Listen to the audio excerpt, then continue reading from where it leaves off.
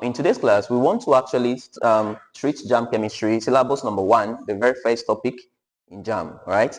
Now, this is a topic, syllabus number 1, and these are the subtopics. Now, as you can see, we have separation of mixtures and purification of chemical substances, right? And then moving further, you can see pure and impure substance, right? But then you need to understand something, that anytime you hear the word substance in chemistry, your mind should actually relate immediately to matter.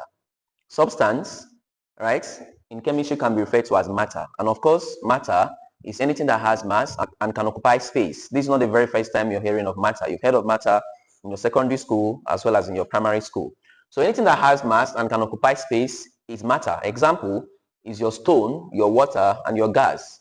Right? Now you might want to ask, how is gas a matter? Gas occupies space and gas has weight.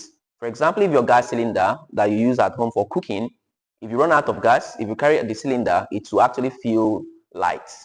But the moment you fill in the cylinder with a gas, it will actually become heavy, right? Or heavier. So we have 3 states of matter. Matter can either exist in solid form, liquid, or in a gaseous form. All right. So matter can be a solid, which is in the case of a stone. It can be liquid, which is in the case of water, or it can be gas, water vapor, and the rest of them. All right. So that is it. Now, remember I said, once you hear the word substance in chemistry, your mind should quickly relate to matter, because matter can as well be called a substance. All right. Don't forget that. Now, classifications of matter. Right? Matter can be classified as pure substance or impure substance. Okay? Now, that is actually where this topic is starting from. Why do we purify impure substances? Right? It's very simple. In pharmaceuticals, in food industries, some reactions can be carried out, and the main product, the intended products, might be mixed with something else that is not needed. So for us to actually get it out, we have to purify. Okay? So purification is actually what we're going to be talking about much later.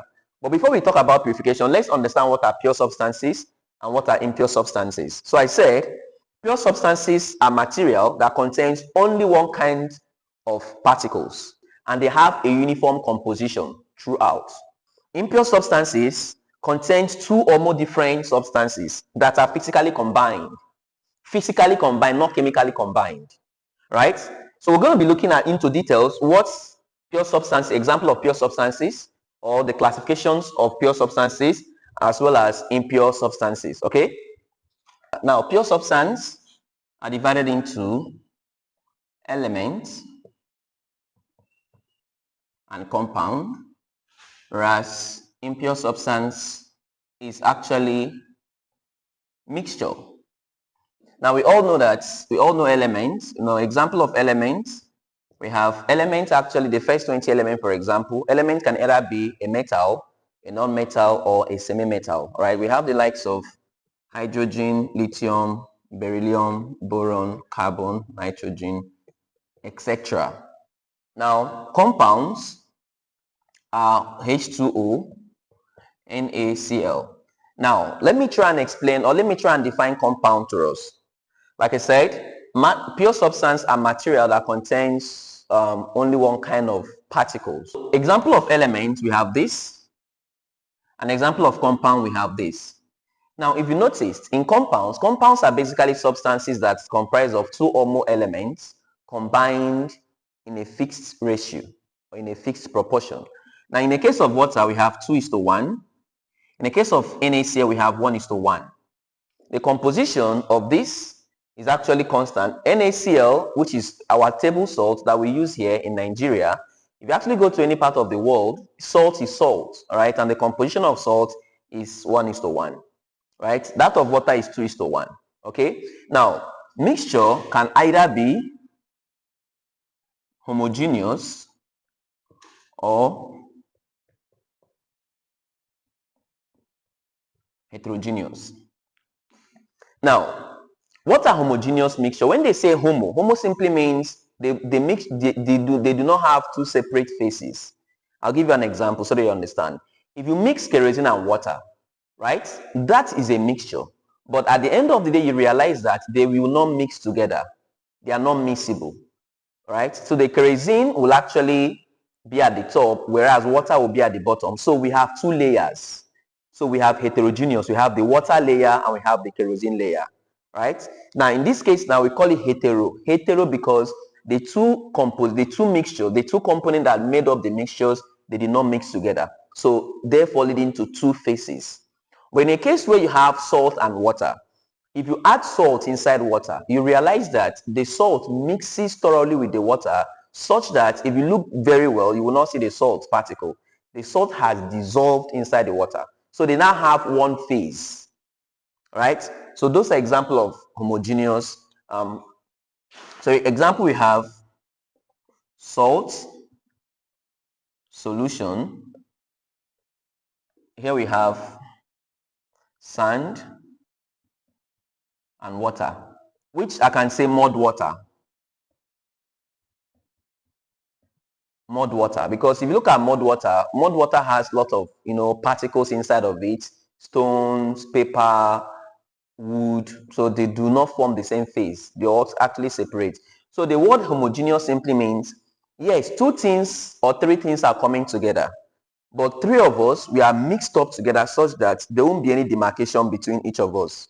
But in the case of heterogeneous, we are coming together, but you can see a demarcation separating the two components that came together. Right. So take note of this, that note,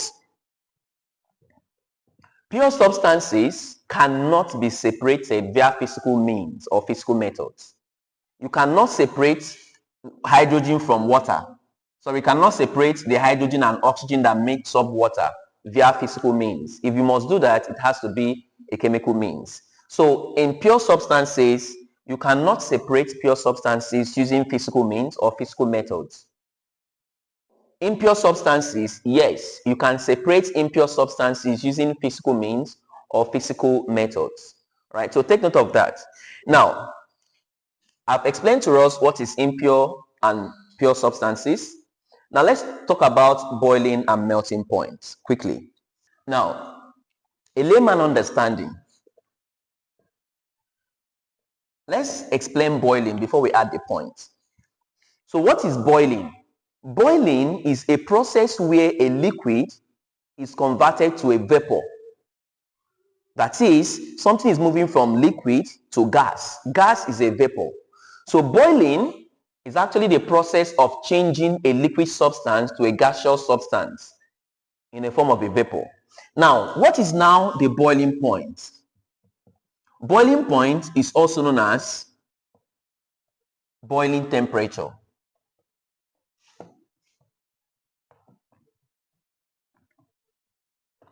So this is actually the temperature at which a liquid starts changing to vapor, right? Boiling point is the temperature at which a liquid changes to vapor. For water, boiling point of water is 100 degrees Celsius. At this temperature, your kettle, your jug, the water will start boiling, and before you know it, the liquid content of the water will start decreasing because it is now vaporizing and moving into vapor. If you continue boiling the water, you notice that with time, the quantity of the water reduces because the water is now changing its state from liquid to gas. So at that point in time, we call that boiling point. So boiling point is the temperature or the point at which a liquid changes to vapor or a gas. Now, what is melting point? Melting point is specifically for solid. So a melting point is basically the temperature at which a solid melts or converts to liquid. All of these are change of states. So for melting point, solid to liquid. Now, but why are they talking about melting and boiling point? Why is this particular topic so much important under this topic? I will explain. Now, the reason why they introduced boiling and melting points here is so that we can use it to understand better how pure and impure substance behaves. Now, please note this, that pure substances boils at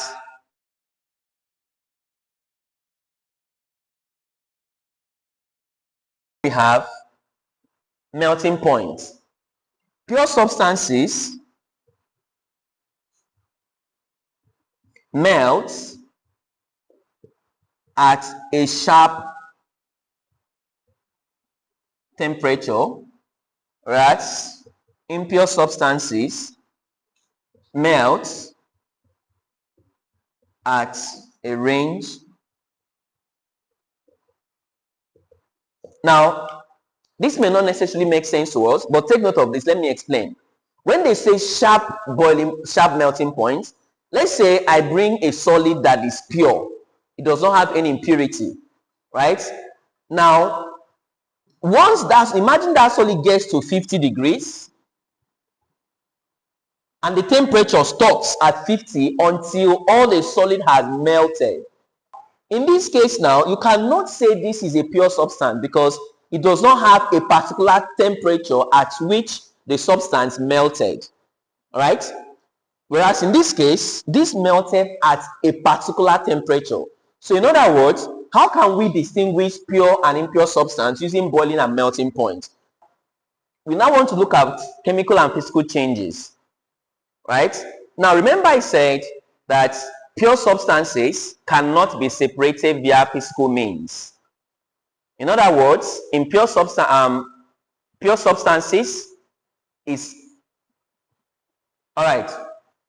Now I also told us that impure substances can be separated via physical means, right? So in other words, the changes that takes place when you form a mixture is not a chemical change but a physical change, because a physical change, something that is actually formed physically, right?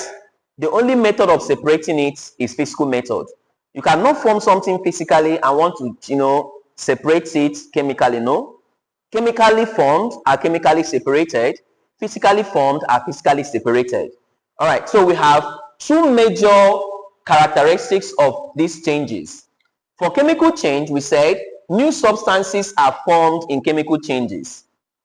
That means if I bring two things together to form a particular substance chemically, the new substance that is formed will no longer be the same like the initial ones before it combines together.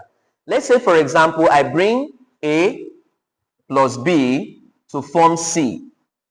This C that is formed will be chemically different from each of them. In other words, this C can never be A and B again. You have actually converted it to this.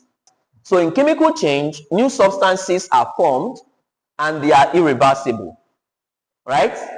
Also, another example, if you actually burn firewood, the moment you burn firewood, it's no longer going to be a wood. It changes to charcoal or changes to ashes. You can never turn charcoal back to wood. It's not possible. And that process is irreversible. All right? Now we have the next one. Physical changes. Now in physical change, no new substance are formed. All right?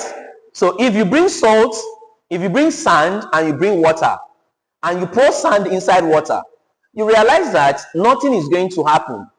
The water will stay one side and the sand will stay one side. So in this case now, no new substance is formed. You can still see your water, you can still see your sand. And that process is reversible because you can remove the water and the sand will go back to where it was. So take note of this, class, that physical processes are processes that are reversible. And in this process, no new substance are formed.